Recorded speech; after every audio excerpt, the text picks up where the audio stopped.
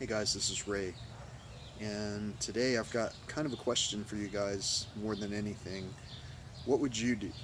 Let's say you're sitting at a table and you've got three friends with you. It's a round table, doesn't really matter the shape of it, I guess.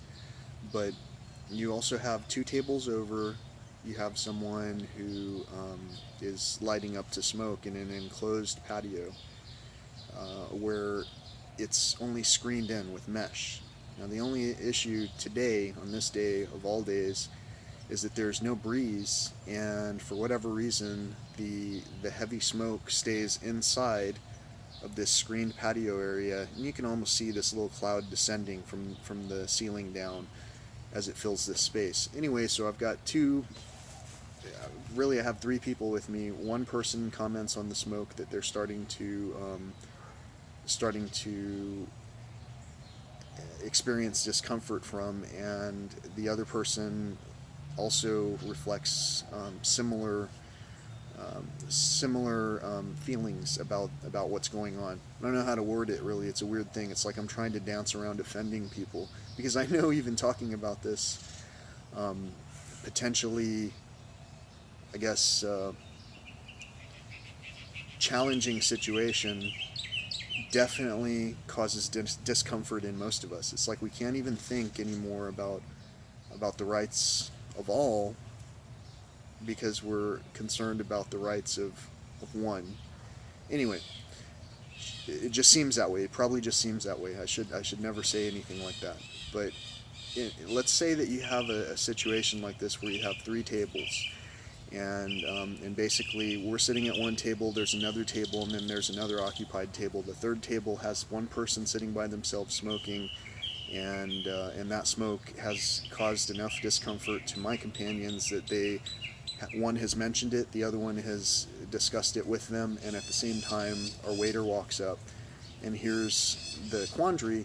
And so our waiter walks back to this table, two tables over, to say, "Hey, I've got patrons sitting at this table who are the smoke is agitating them. Would you mind discontinuing or putting out the cigarette?" So my question to you, that I'm going to give you a few moments to ponder, is what would you do if you were the person sitting at the table smoking that cigarette? Now, you're in an enclosed patio, but it's screened and it is outdoors, and there are no signs that say smoking is not permitted out here. So that's the only question. You've caused discomfort to somebody doing something that you enjoy doing, and at least two people have voiced a concern about the agitation. What would you do? So, like I say, even voicing this question, I know, kind of causes concern with most of us because we're conditioned to avoid confrontation. Now, this isn't even really a confrontation so much as it should be viewed as a common courtesy, in my mind. I mean, I'm probably wrong about these things because I haven't studied a lot of the same college level courses that I guess many people have, apparently. But in some of the studies that I recall, which are simply geared towards peace, which is something that we all seem to want more of, it seems that we should treat others the way we want to be treated. So if someone is not in peace, in my mind, and I'm causing that discomfort, I would want to offer that what do you call it, the olive branch, by putting out my cigarette and continuing on with my day. Maybe smoking later, especially if I'm traveling alone. I have the opportunity to go anywhere in this vast region that I was in and enjoy my smoke without causing anyone else discomfort. Now, the approach that was taken by this other person was a little bit different from how I would have expected it to go. And it's possible it just happened because, one of us at my table did not get up and ask the same way. Instead, it might have been seen as a strange, offensive gesture for some other person, an intermediary, to come and ask you to do something because another table asked you to do something. I'm not sure. I really don't understand the logic, The logic is the part that kind of has concerned me, though, with a lot of the encounters that I've had over the course of these past 6 months with people I've encountered, both on and off the trails, in nature and out of nature. In a lot of cases, again, it's just the simple discomfort of discussing confrontation that causes us to flee from an issue and never resolve anything. Where in the same teachings that I'm talking about that opt for peace and harmony, it seems that we're supposed to meditate on or pray on or basically at least think about these uncomfortable topics in a way that we can ponder that benefits more than just ourselves. Instead of just being angry about this and being steadfast in our resolve to do what it is that we want to do, despite causing agitation to other people. See, that "don't tread on me" logic and all the logic that applies to all of these topics that we discuss to death is basically a logic that maybe can be simplified just a bit more in a way where we can understand that we can only be at peace when we ourselves are at peace, no matter what noises are going on around us in these places that we think are, sanctuaries. If we're not at peace in that space that we're in right now, sometimes there's even a drive to just get going somewhere other than where we're at.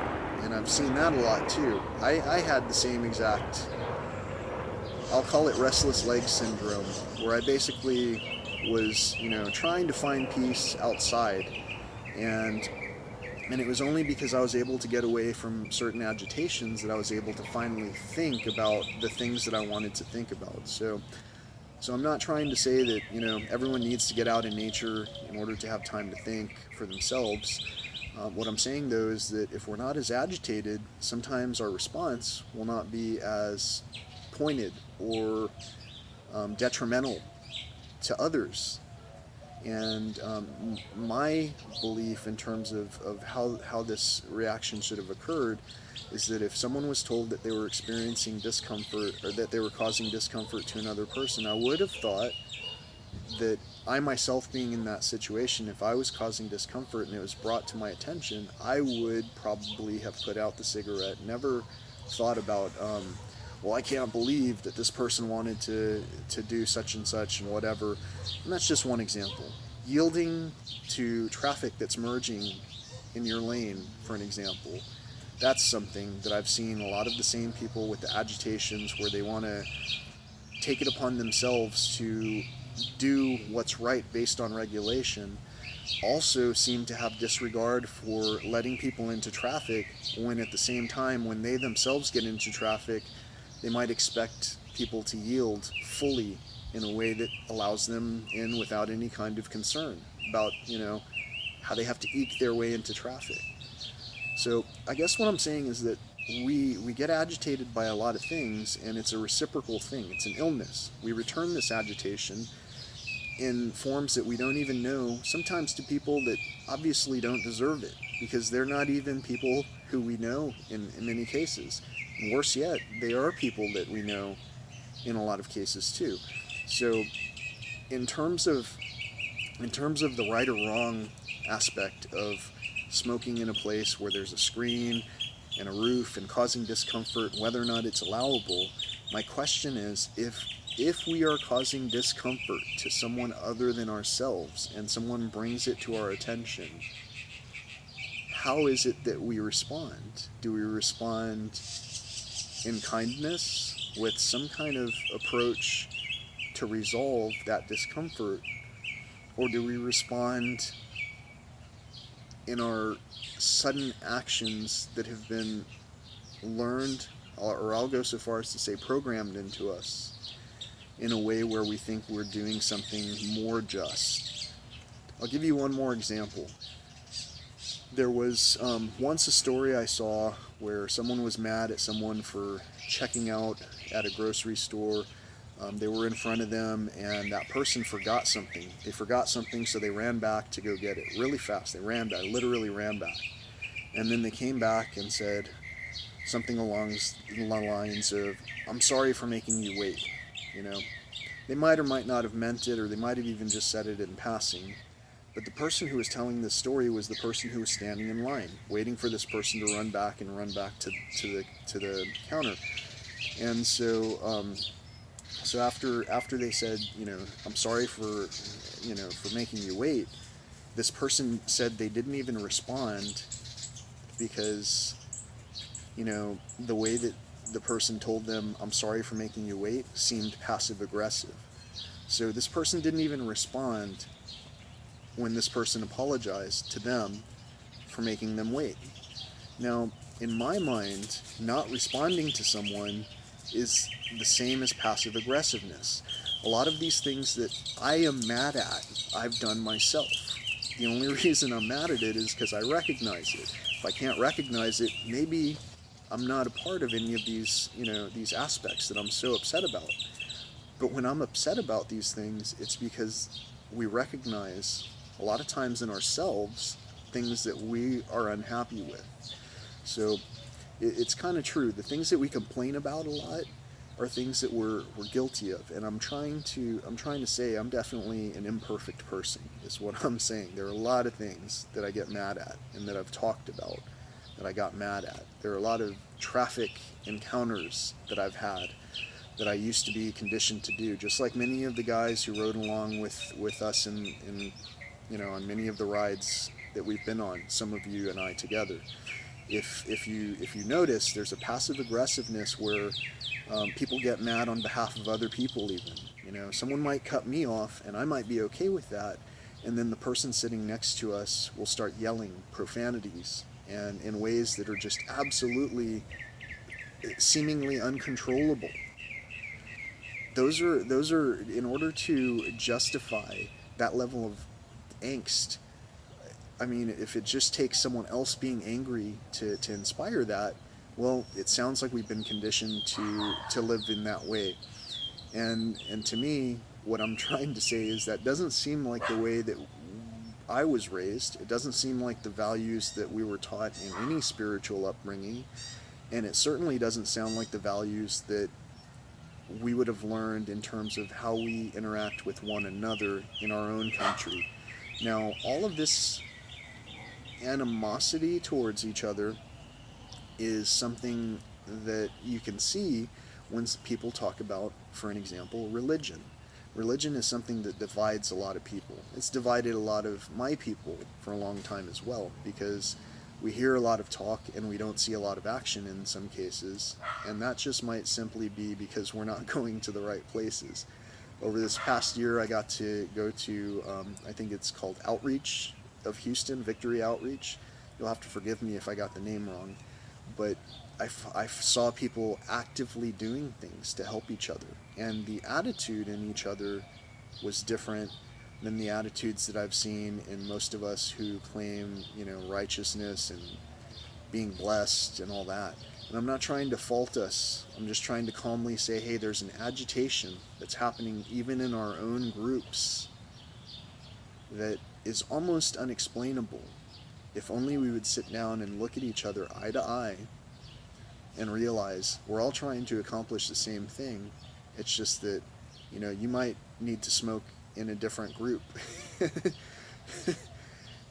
outside of the enclosure that was designed for people to experience a peaceful and harmonious lunch. And if you're causing discomfort and if you're an addict to something, great, go ahead and fight for as much as you can to do what you want to do when you want to do it.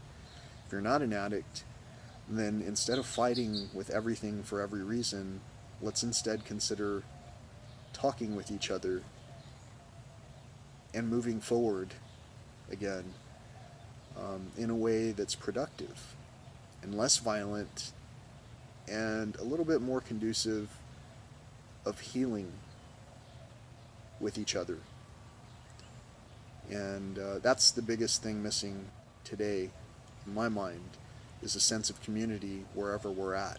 The only way to have that is to feel like you belong with yourself. Because if we're that mad that we're ready to fight, to light up something, whether it be gun rights, cigarettes,